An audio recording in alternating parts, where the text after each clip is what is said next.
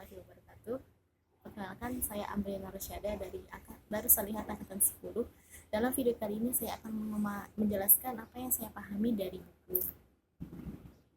Jika Semua Memiliki Dalil, Bagaimana Aku Bersikap. Oke.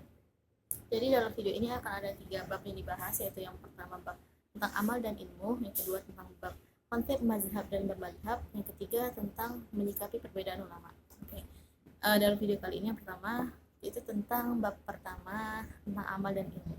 Ada 2 subbab di sini, yaitu yang pertama tentang ilmu sebagai dasar amal, kemudian syarat mukallaf, dan satu lagi itu adalah bagaimana interaksi mukallaf terhadap Al-Quran. Oke, sekarang kita mulai ya. Jadi yang pertama itu adalah ilmu sebagai dasar amal. Ya, ini yang saya buat. Jadi yang pertama itu adalah hubungan antara ilmu dan amal. Jika kita mendengar 2 hal ini, ilmu dan amal, pasti akan ada 2 hubungan, akan ada hubungan di antara keduanya. Nah, hubungannya bagaimana? Apakah hubungan sebab akibat ataukah awal dan akhir atau bagaimana?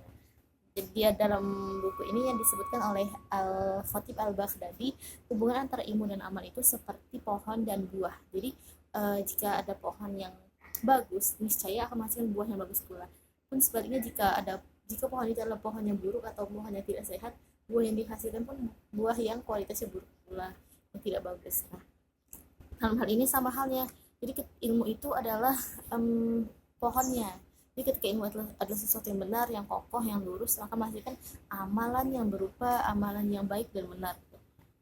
Jangan sampai karena tidak mengetahui ilmunya atau mungkin tidak lurus, tidak benar dalam memahami ilmunya, tapi melakukan amal, sehingga amal itu nanti akan terjadi banyak kecacatan atau banyak kekurangan dalam amal tersebut. Nah, mengenai hal ini Allah berfirman dalam surah Al-Isra ayat 36, A'udzubillahi minasyaitonirrajim, Bismillahirrahmanirrahim, wala takfu ma laysa laka bihi 'ilm, innas sam'a wal basara wal fu'ada kullu ulaika kana 'anhu mas'ula. Yang artinya, dan janganlah kamu mengikuti apa yang kamu tidak memiliki pengetahuan tentangnya. Sesungguhnya pendengaran, penglihatan, dan hatimu semua itu akan diminta pertanggungjawaban. Ya, jadi dalam hal ini adalah betapa penting banget untuk mengetahui ilmu sebelum beramal, karena ini adalah satu hal yang saling berikatan, saling berdampak. Jika satu hal ini baik, maka yang lain juga akan baik. Jadi dalam hal tadi itu adalah ilmu sebagai dasar amal. Oke, kemudian ilmu yang dibahas dalam konsep ini adalah dalil atau sandaran dalam beramal. Jadi ilmu yang tadi saya sebutkan itu adalah ilmu bagaimana kita mengetahui dalil kita dalam beramal, atau sandaran dalam beramal. Nah, namun pemahaman atau aplikasi atau pengertian dalil dalam hal ini itu dibedakan berdasarkan 2 hal, yaitu siapa yang beramal dan sejauh mana kapasitas orang yang mengamalkannya. Apa maksudnya? Terus kita ambil contoh, misal saya memberikan contoh seorang anak kecil dan seorang ulama.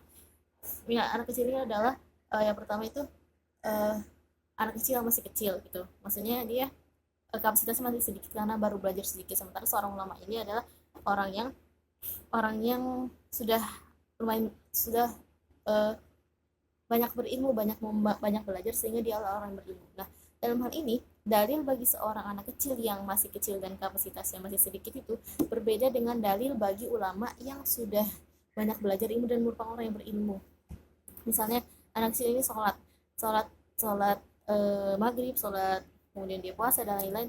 Nah, dalil bagi dia saat itu adalah dalil dari perkataan gurunya, guru agama atau mungkin guru ngajinya. Nah, itu dalil bagi anak kecil itu. Sementara kalau dalil bagi ulama adalah langsung ke Al-Quran dan Sunnah, atau dari buku-buku para imam mazhab. Nah, jadi dalam hal ini pun dalil bagi anak kecil dan dalil bagi ulama itu sudah berbeda, tergantung pada 2 hal, yang siapa yang mengamalkannya dan kapasitas sejauh mana kapasitas orang yang mengamalkannya. Kemudian muncul pertanyaan, jika semua amal itu harus dilandasi dengan ilmu, bagaimana dengan hal yang selama ini kita lakukan tanpa kita tahu ilmunya? Contohnya adalah misal kita berbakti pada orang tua, membantu tetangga, menolong orang lain, atau makan dengan tangan kanan dan lain-lain, tapi kita tanpa tahu ini dasar amalnya, dasar ilmunya apa, dalilnya apa. Apakah semua itu tidak bernilai pahala dan tidak ada nilai kebaikannya di sisi Allah? Nah, untuk mengetahui hal ini, kita langsung bahas ke sebab selanjutnya, yaitu mengenal arti mukallaf. Jadi ada konsep mukallaf yang ini akan menjawab dari pertanyaan sebelumnya tadi yang saya katakan, apakah tiga tanpa tahu dalilnya apakah tidak benar kebaikan. Oke, langsung selanjutnya itu syarat mukallaf. Ke sebab selanjutnya, syarat mukallaf yaitu ahliyah dan paham ilmu. Oke, jadi di sini mukallaf itu adalah secara mudah dipahami artinya seseorang yang dibebankan syariat atas dirinya, di mana mukallaf itu berasal dari kata taklif yang artinya membebani. Jadi seorang mukallaf adalah orang yang dibebani dalam arti mudah memahaminya. Nah, lalu siapakah mukallaf itu? Nah, mukallaf ini adalah dia tuh memiliki dua syarat yang orang itu bisa disebut mukallaf jika memiliki dua syarat, yaitu ahliyah dan paham ilmu. Ahliyah dalam hal ini adalah kecakapan untuk dapat melakukan sesuatu yang dibebankan atas dirinya. Jadi dia tuh punya kemampuan, dia punya kelebihan, dia punya kecakapan lah, mampu untuk melakukan perintah tersebut. Nah, sementara kalau misal si paham ilmu, nah dia tahu apa yang akan dilakukannya dan apa yang harus dijauhinya gitu. Ini konsep tentang perintah dan larangan. Oke, tadi mengenai taklif tadi kan saya baru membahas sedikit.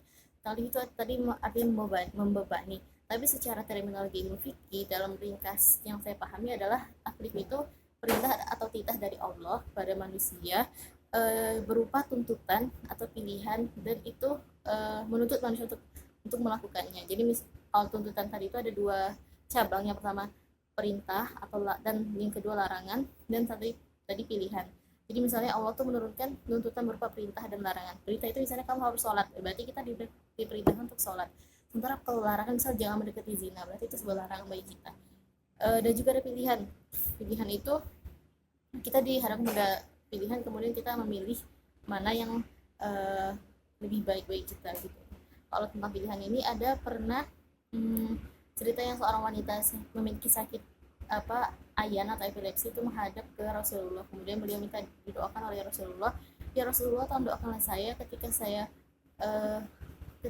nih, karena saya ini punya ayan gitu, tolong doakan saya supaya saya sembuh. Kemudian Rasulullah memberikan pilihan, kamu mau saya doakan sembuh atau kamu mau tetap dengan penyakit itu dan mendapatkan kesabaran. Kemudian beliau memilih di antara dua itu, beliau memilih sabar.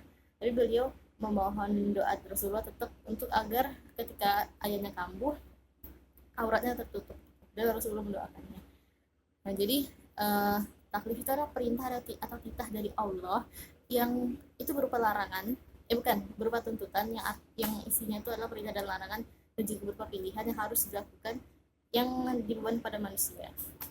Kemudian perintah atau titah itu dapat berupa taklif jika dia memenuhi tiga hal. Yang pertama, perintah atau titah itu haruslah diketahui oleh seorang mukallaf itu. Jadi mukallaf itu tahu apa yang harus dilakukannya, apa yang harus dijauhinya, begini-begini dia tahu. Kemudian yang kedua, perintah atau titah itu harus jelas datang dari Allah, yang melalui manusia sudah dilegitimasi oleh Rasulullah itu, oleh Allah itu Rasulullah Muhammad SAW. Dan yang ketiga, perintah atau titah itu harus jelas, harus mungkin dapat dilakukan, possible, jadi not impossible to dilakukan. Oke. Nanti lanjut di video selanjutnya tentang bagaimana interaksi mukallaf terhadap